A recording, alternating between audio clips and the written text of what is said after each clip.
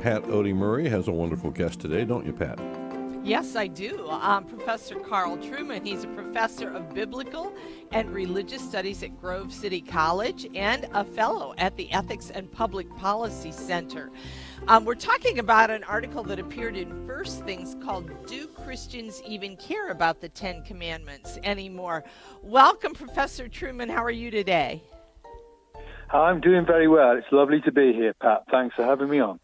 Oh, I love this article, and I am quite, you just have so many great insights, but can you kind of start us out? Because you're talking about these laws in Texas and Louisiana about posting the Ten Commandments and in schools, and there have been people who have said that this would actually threaten our country. Can you enlighten our audience as to why these people think posting these would threaten our country and where the misunderstanding is here? Yeah, I think the threat is perceived to be, it seemed to be essentially a kind of Christian power play, I guess, which would allow for the imposition of Christianity upon children in schools. Or, of course, we've had the law, the cases relative to courtrooms. It would allow for the sort of presiding power of Christianity over judicial proceedings in this country. And I think a lot of non-Christians are concerned about that and think that represents some sort of threat to them. And they really just don't understand the whole basis of what our law is based on, correct? I mean, is that kind of at the heart of the issue here? Yes. I mean, I think for your typical Jewish or Christian person who sort of thought about the issue, we would see the Ten Commandments, for example, as essentially reflecting much about the way the world is. I mean, take, for example, if we had a society where people did not commit adultery, or nobody committed murder, or nobody stole, I think most of us would say that would be a pretty blissful society to live in. To have that as an aspiration for our society is not threatening so much as setting before us an aspirational vision of the way the world should be. One of the things that I love many things in this article, but you talk about why Christians don't take the Ten Commandments seriously. What do you see happening that you make that statement?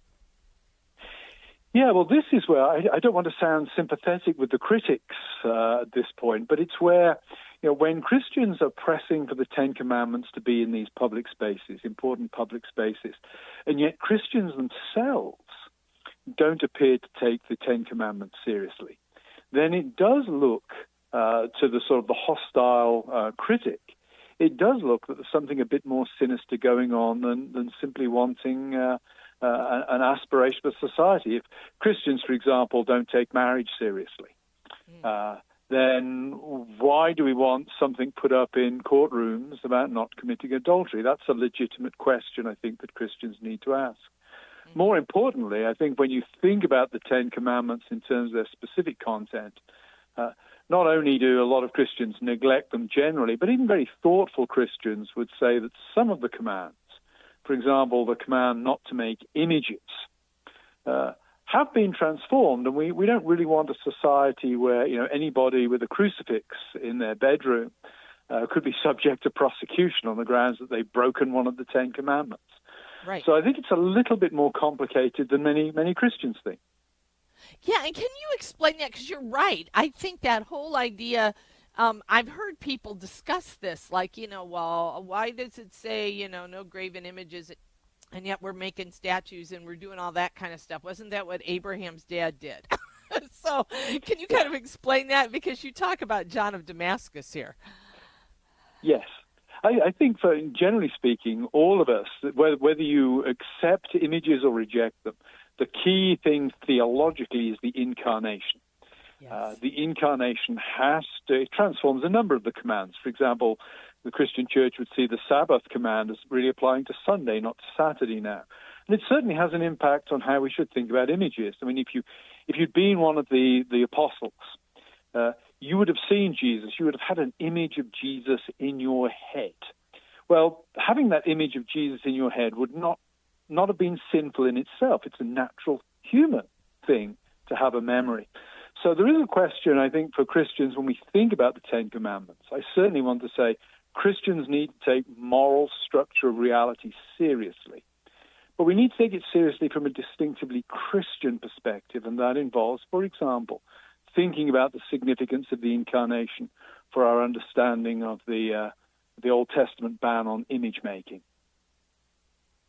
One of the things that I find fascinating too, when in this article you're talking about the whole idea of how images become almost utilitarianism. Like you talk about a religious utilitarianism, where kind of we're more into feelings about what it makes us feel good than who Jesus really is.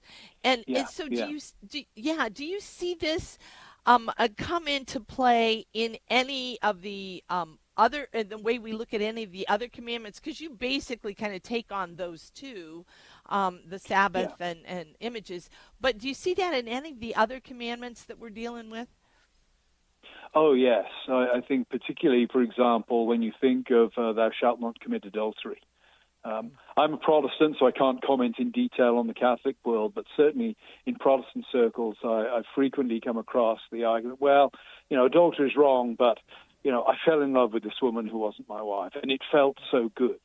And how could something that feels so good possibly be wrong? And I think that idea that the goal of being human is to feel psychologically happy is very deeply ingrained in our culture and has spilled over into Christian thinking about ethical priorities and ethical commands. If it feels good, it can't be that bad.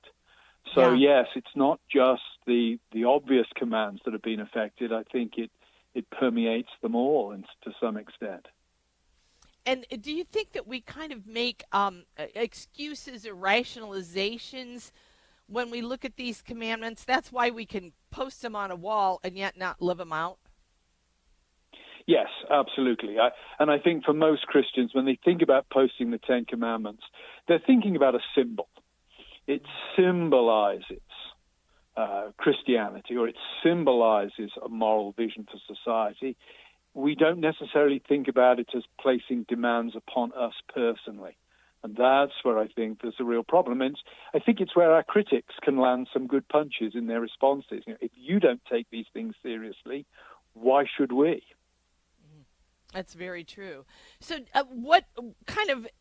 how do you reconcile then the idea that, we're all sinners, so we're not going to live up totally to them all the time? So how do we parse that with people who say, well, don't put them up, and yet we want to put them up but tend to struggle with them? I think we say they represent the kind of society we aspire to be. That's what law always does.